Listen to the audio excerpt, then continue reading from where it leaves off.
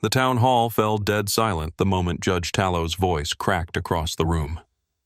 Why should we support that mistake and his mother?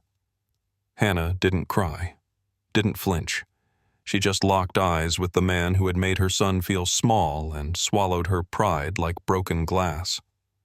But later that night, under the dim light of a single lantern, she pulled out a letter she swore she'd never send, and finally mailed it. What happened next will shake every dusty corner of Dry Creek, and silence those who thought they could speak for a child's worth. But first, let's go back to the beginning. Hannah Myers stepped off the stagecoach with her boots coated in dust and her dignity held together by will alone. Dry Creek wasn't the kind of town that welcomed strangers, especially not ones without a husband or a story that could be wrapped in a neat little lie. She didn't bother offering one. Let them talk, she thought. And they did. The baby in her arms, a boy with skin kissed by the same sun that browned her arms and cheeks, didn't cry. He only stared, wide-eyed, at the world that had already decided too much about him. His birthmark, a red bloom high on his left cheekbone, drew more attention than his name.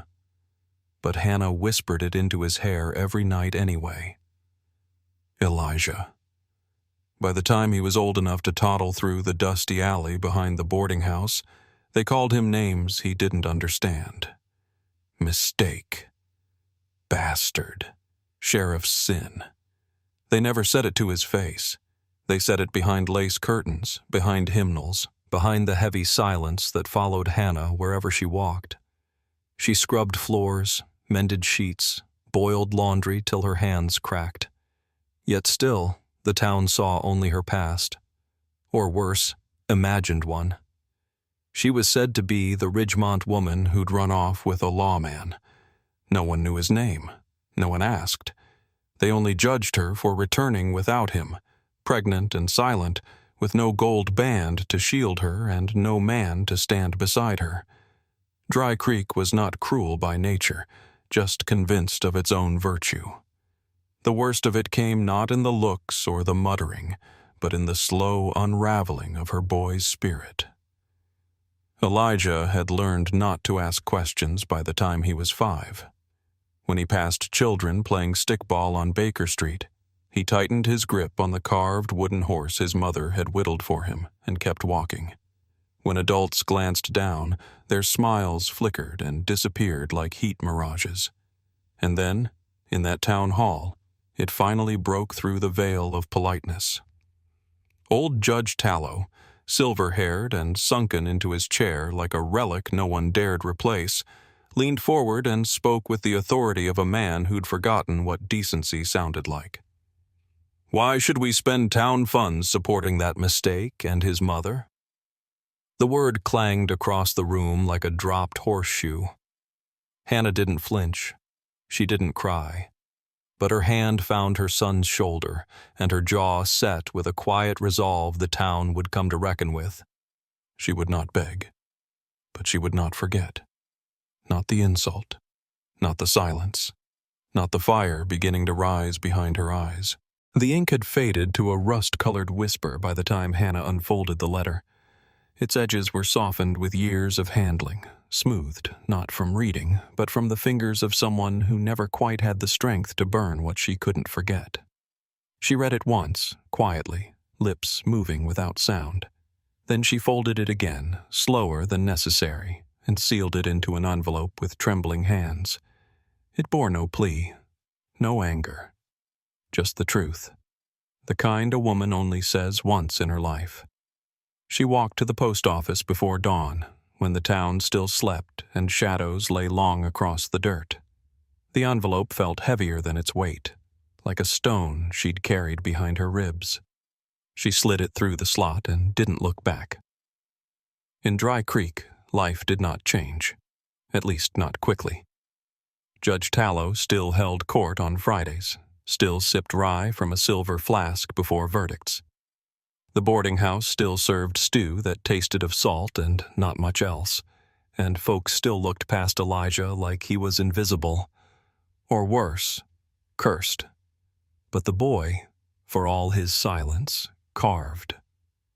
Every Sunday, before the first bell rang, he left something on the chapel's stone step. A rabbit once, with ears too long. A crescent moon. A tiny angel with uneven wings. It wasn't worship, exactly.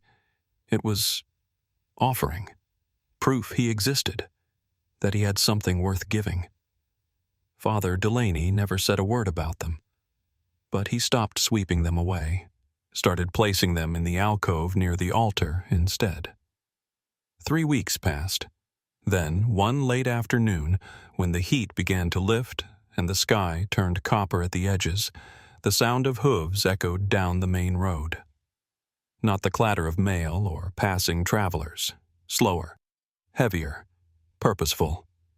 A tall man swung down from the saddle, dust shaking from his coat.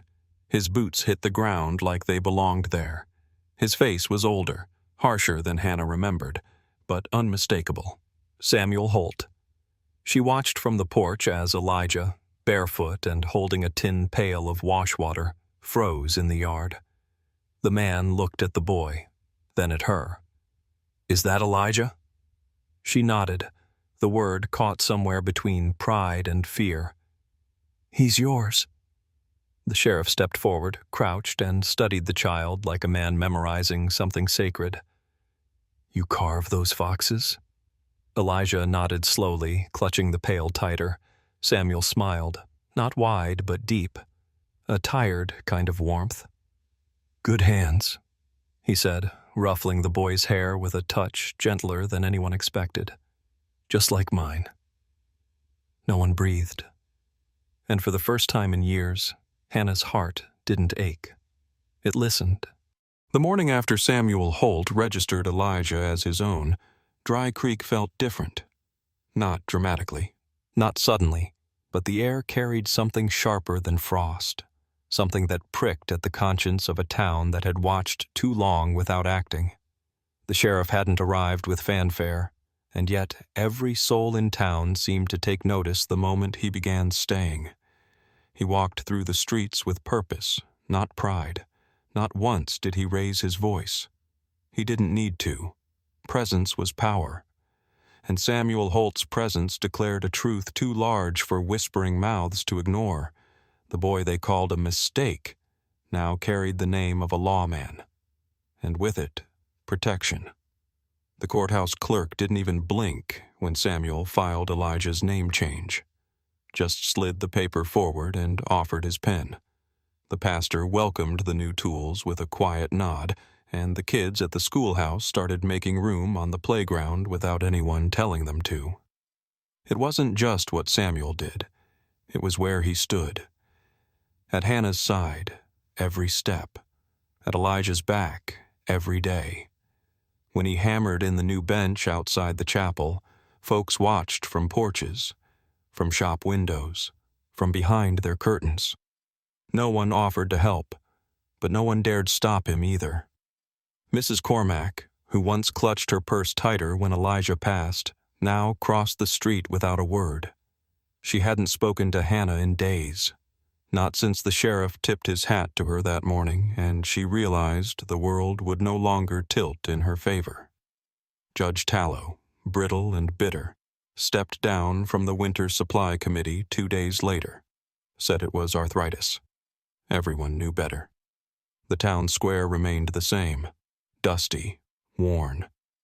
But Elijah stood differently now when he passed through it, shoulders back, head high.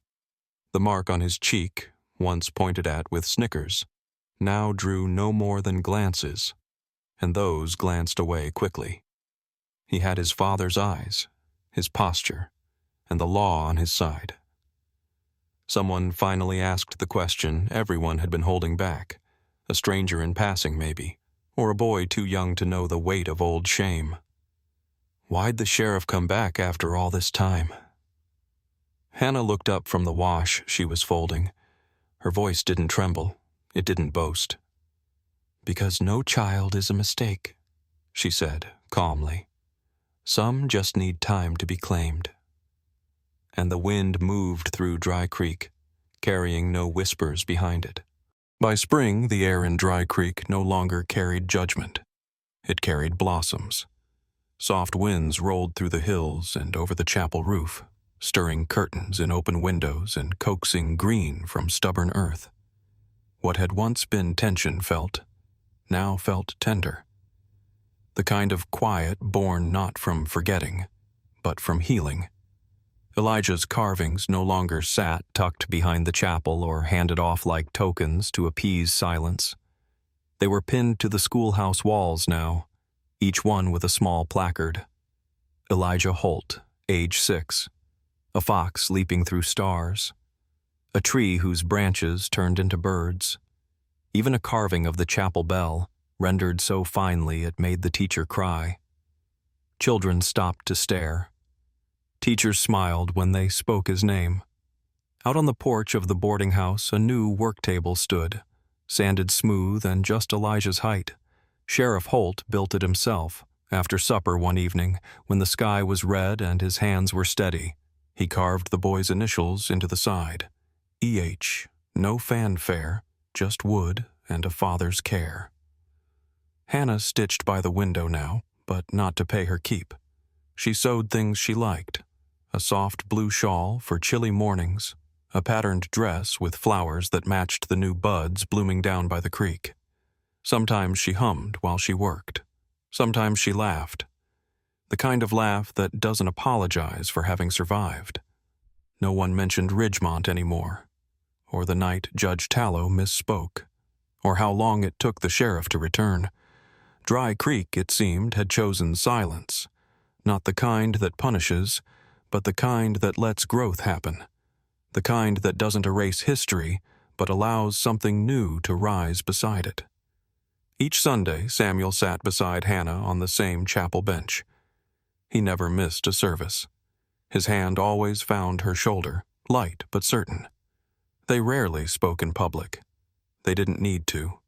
The whole town had become fluent in the language of gestures. And Elijah? He ran ahead of them down the chapel steps. A wooden horse galloped in his hand, paint chipped from too many adventures.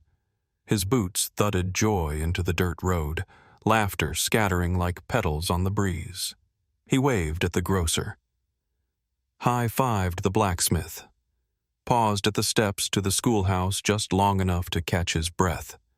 He wasn't that woman's boy anymore.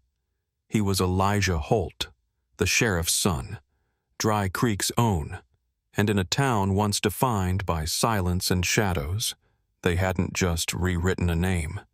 They'd planted something deeper than forgiveness. They'd built a place he could call home,